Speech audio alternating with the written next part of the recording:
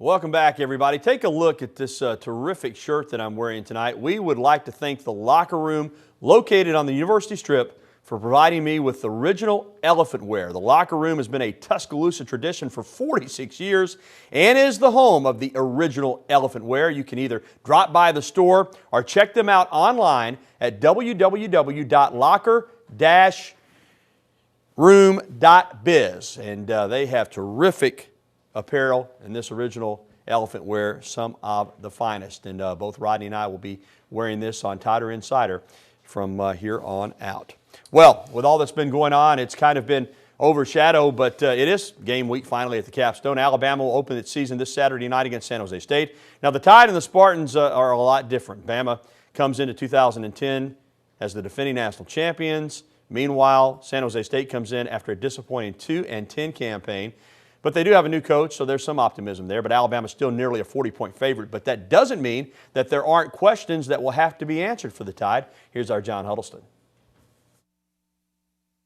Has Alabama found its identity? Have the players matured? Is there a leadership structure in place? Those are all questions that Coach Nick Saban hopes to find answers to in Game 1 of the season. If hot peppers give you a bellyache, you can't figure it out until you eat hot peppers, is what I'm trying to say. What the coach was getting at is that there is only one way to find out how players will respond in a game, and that's to play one. You know, some guys play better when the game comes, and some guys who practice pretty well don't compete nearly as well. It's practically a given that Bama will win Saturday. The only question there is by how much. But if San Jose State has a strength, it's the uncertainty of having a new coach with a new system. A little more difficult preparation because you're not sure about what they're going to do exactly. Having a coaching change, we was kind of hard trying to find film on those guys, so we kind of had to go back to the old teams that they coached before they got there. It lends itself to defending a few ghosts, so to speak, and both ways, offense, defense, and special teams. There is one question, however, that the Tide will not find an answer for on the field, and that's regarding the eligibility of defensive lineman Marcel Darius. We don't have any indication, all right, and I've said this before, so I don't know if we need to redefine the rules, but I got enough issues and problems to deal with without answering hypothetical questions. Darius is being investigated by the NCAA for his part in an agent-sponsored party earlier this summer. One thing to remember, though, last season, it was not until the Wednesday before the Virginia Tech game that Julio Jones and Mark Ingram were in fact cleared by the NCAA. In Tuscaloosa, John Huddleston, WVUA Sports. And at this hour, as we sit here and talk to you on Tuesday evening, there's still no update on the situation with Marcel Darius.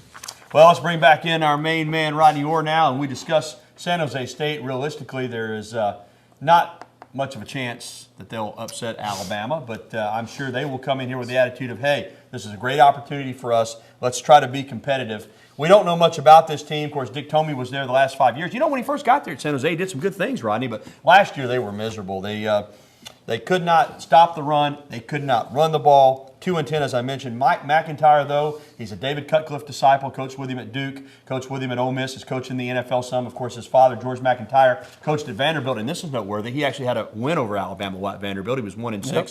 Not many Vanderbilt coaches can say that, so he's got a good coaching tree. But what do you expect out of their football team? I guess we don't really know what to expect. Well, I don't know if you heard this story. Did you hear what the freshman kicker said? Said they were excited about coming in and banging Alabama around a little bit. A little bit of confidence there. I'm sure Coach McIntyre talked to the freshmen. But, Gary, again, I think that you don't know what to expect from them, but you mentioned they are not very good. They were terrible against the run last year, 117 overall in the country. That spells doom against Alabama. Yeah, and they couldn't stop the run on defense. So, again, that's the combination that leads you to 2-10. So we don't expect much of a game, but still, from an Alabama perspective, I know Coach Saban wants them to be sharp. After all, it is a game against an opponent. And you want to play absolutely. Well. I think, certainly, Gary, you want to be sharp at all times, be focused, and take this game seriously. I mean, this is the start of your season. I mean, this sets the tone. I realize it's San Jose State. It's not Virginia Tech. It's not Clemson. But it sets the tone for the following week, and I think it's very important that Alabama come out and play well and be sharp. All right, Ronnie, the depth chart was released for Alabama on Monday, and there are some minor surprises, I guess. Let's talk about the depth chart. First of all, only 2 seniors on defense. Now, there are 2 senior starters, but when I say 2 seniors on defense, only 2 seniors on the depth chart, Luther Davis and Chavis Williams.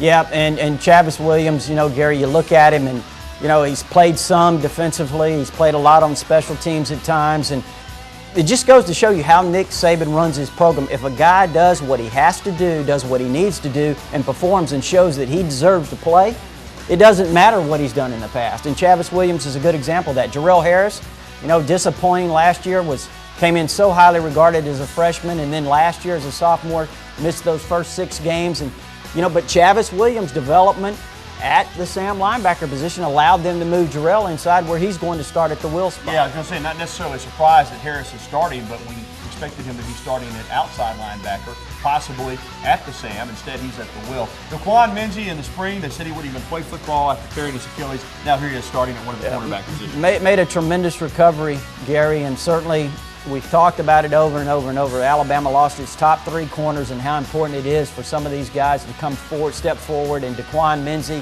has done that and made a tremendous recovery. And again, B.J. Scott is still in the mix at the corner spot, even though he won't start, but I'm sure he'll play this year. They're going to play 3 corners. And really not necessarily a surprise, but DJ Fluker was not given that right tackle position on offense. He had to earn it. Well, there we saw late in the fall camp, Gary, they'd moved Barrett Jones outside to right tackle, and I understand he did a great job there. Of course, that's no surprise, and Alfred McCullough had moved to right guard where Barrett Jones was, and some people thought, well, maybe that would end up being the combination, but they went back to DJ.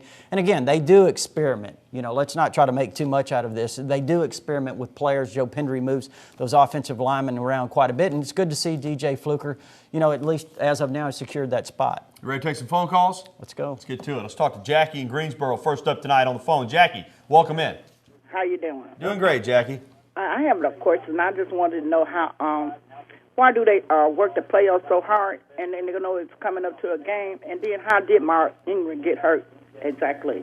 All right, Jackie. Well, first of all, we weren't at practice yesterday when he got injured. It was after the media viewing period, and I don't. They work him hard because it's football, and you got to be tough and you got to be physical and you got to be conditioned and you got to be ready to play. Injuries is just part of the game. I don't. Last year he carried the ball, close to 300 times, I guess, and didn't get an injury. It just sometimes happens in the game of football. I don't think there's anything Alabama was doing differently than they've done since he's been here, and he hasn't been hurt one time. Yeah, and to answer Jackie's question, we really don't know how the specifics of how it happened because the media is only allowed in a few minutes at the first part of practice. And Gary hit it, injuries can happen at any time. And Jackie, just an FYI, they start tailing off towards the middle or the end of the week. And give them rest, get their legs back. All right, I know we got some phone callers on hold, but we've got to get a commercial break in. We'll come back and talk with Tim and Coleman and Trey and West Blockton. You hang on. We'll be back. More phone calls right after this. All right, let's get right back to our phone callers. Tim's been holding in Coleman. Tim, welcome in. Hey, guys. How y'all doing? It's been a long time. I've been missing you guys. Oh, well, good to have you back with us. Yeah. Hey, I just wanted to mention, about Mark's injury. I had that same surgery that he had when I was about 45, and done real well with it. So I know that Mark is as good a shape as he is. He'll do very well. And also wanted to ask about, I know Trent and Lacey will be the backup, but who's the other 2 guys? Who would be behind them? Well, probably Good and Grant, Rodney. Talk about them.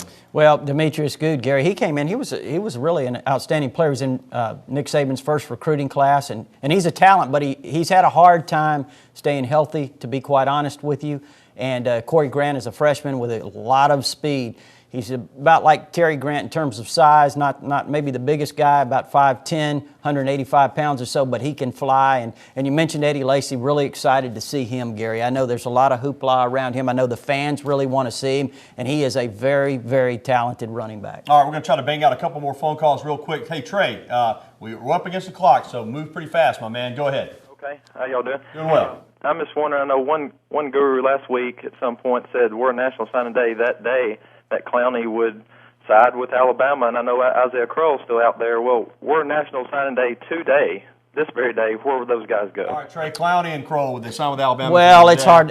Gary, anytime you speculate on big-time prospects like that, I mean, a lot can happen between now and them, Trey. And I know you want me to give you an answer, and I wish I could. I think Jadeveon Clowney really wants to come to Alabama. I put it to you that way. Now, will he end up here? I don't know. But again, at this point, I think he really wants to come to Alabama. As far as Crowell, you know, you talk to people connected to Alabama, or not the staff. I want to be clear about that. But people that follow Alabama, they think Alabama gets him. Then the people in Georgia think Georgia gets him. So we'll see.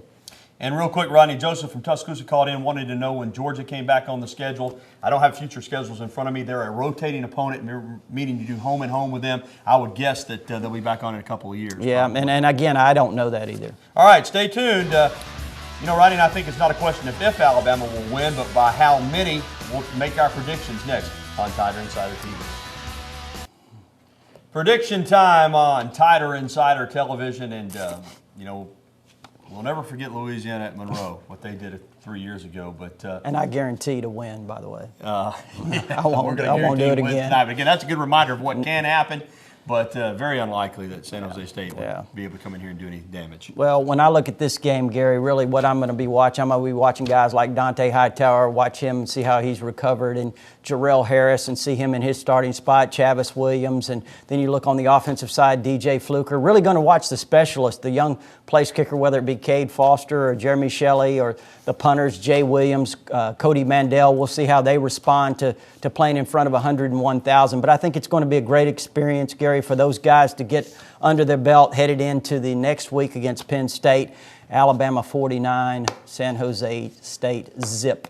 Well, we don't differ much. I mean, I don't see them scoring either, unless it's late in the game and you know, against maybe some third-team guys. I mean, they just don't, I think, have enough weapons to penetrate the Alabama defense at all. So, Rodney, I'm right there with you. I'm picking it 45-0, and we'll find out a lot more about the Crimson Tide the next week when Penn State comes in my opinion. But there's our pick, our take on the game. We think Alabama will be 1-0, and the defense will be unscored upon going into the Penn State game. All right, we're time for us to go to dinner. Head over to see our good friends at Buddy's Ribbon Steak in Northport tonight. You come on out and join us if you would like. And if you missed any of tonight's show, you can see it again tonight at 10:35 p.m. and also get it anytime on our website, WVUATV.com. Thanks for watching.